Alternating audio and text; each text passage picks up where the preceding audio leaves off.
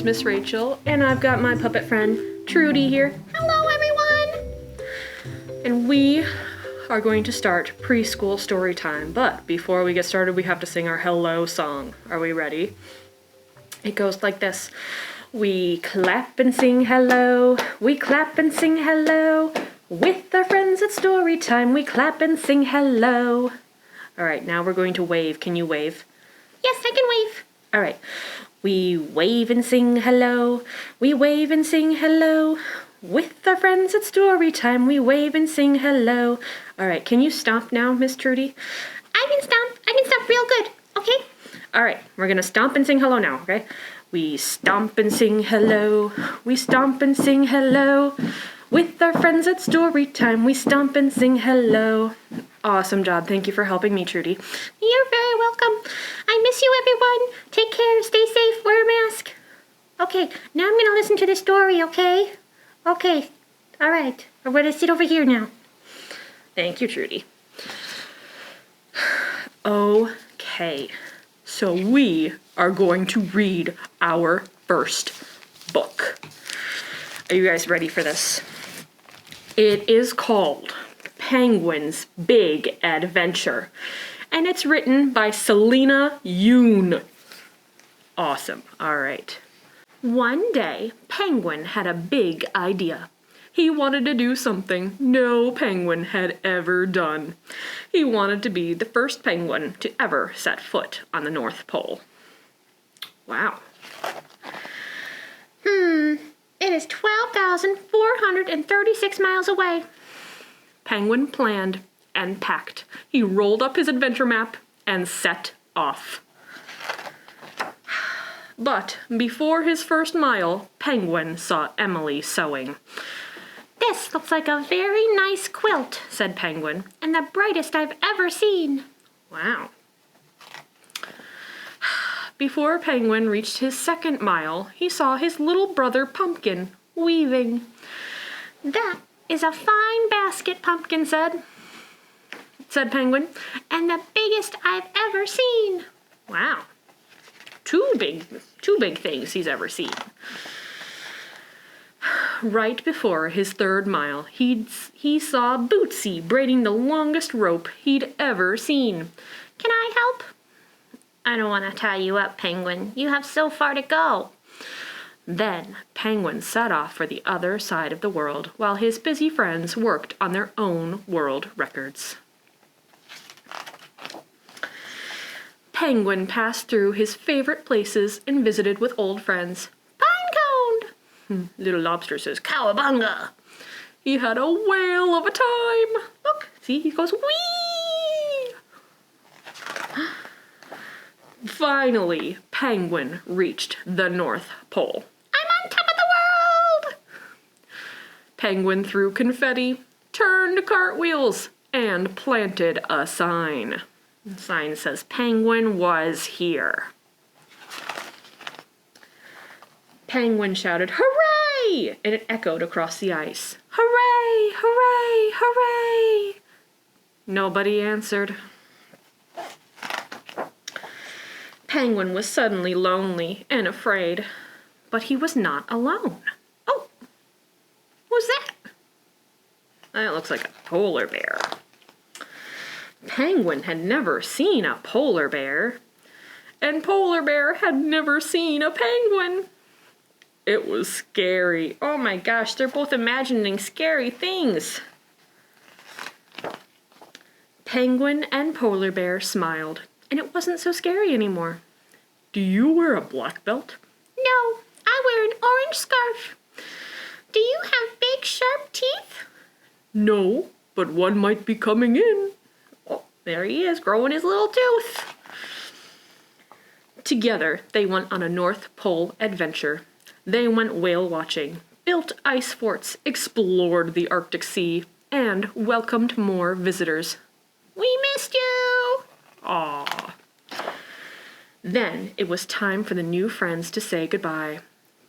Penguin left Polar Bear his adventure map. He didn't need it anymore. Aww. Because the best part of having an adventure is Look at them, they're flying in a hot air balloon. Coming home. Oh, that's very nice. And all the little penguins says, welcome home. And Penguin achieved his world record of being the first penguin to set foot on the North Pole. And Polar Bear got another world record to being the first polar bear to meet a penguin.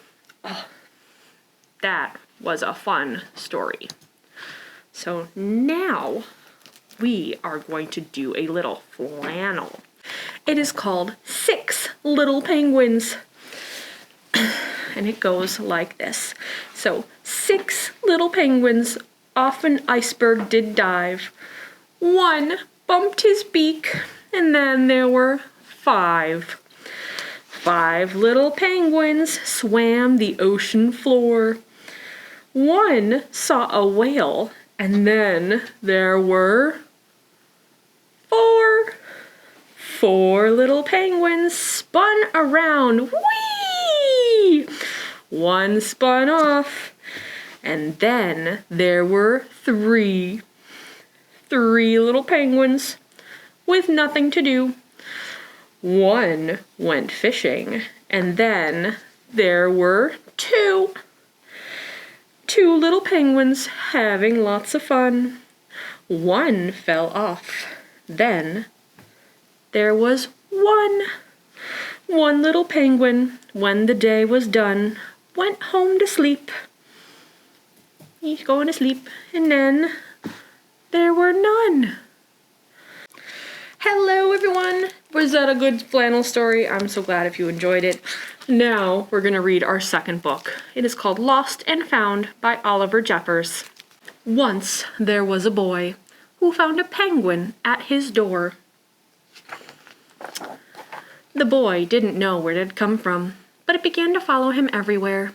The penguin looked sad, and the boy thought it must be lost. So the boy decided to help the penguin find its way home. He checked the Lost and Found office, but no one was missing a penguin. He asked some birds if they knew where the penguin came from, but they ignored him. Some birds are like that. The boy asked his duck, but the duck floated away. He didn't know either. That night, the boy couldn't sleep for disappointment. He wanted to help the penguin, but wasn't sure how. The next morning, he discovered that penguins come from the South Pole, but how could he get there? He ran down to the harbor and asked a big ship to take them to the South Pole, but his voice was much too small to be heard over the ship's horn. Oh no. Together, the boy decided he and the penguin would row to the South Pole. So the boy took his rowboat out and tested it for size and strength. He told stories to the penguin to help pass the time. Then they packed everything they would need and pushed the rowboat out to sea. They rowed south for many days and many nights. There was lots of time for stories, and the penguin listened to every one, so the boy would always tell another. Oh, goodness. They floated through good weather and bad, when the waves were big as mountains. Oh my goodness. Until finally they came to the South Pole. The boy was delighted, but the penguin said nothing. Suddenly, it looked sad again as the boy helped it out of the boat. Oh dear. Then the boy said goodbye and floated away. When he looked back, the penguin was still there, but it looked sadder than ever. Oh, poor sad penguin. It felt strange for the boy to be on his own. There was no point in telling stories now, because there was no one to listen except the wind and waves. Instead, he just thought. And the more he thought, the more he realized he had made a big mistake. The penguin hadn't been lost. It had just been lonely. Oh, poor little penguin. Quickly, he turned the boat around and rowed back toward the South Pole as fast as he could, but oh! Who's that over there? I think that's little penguin.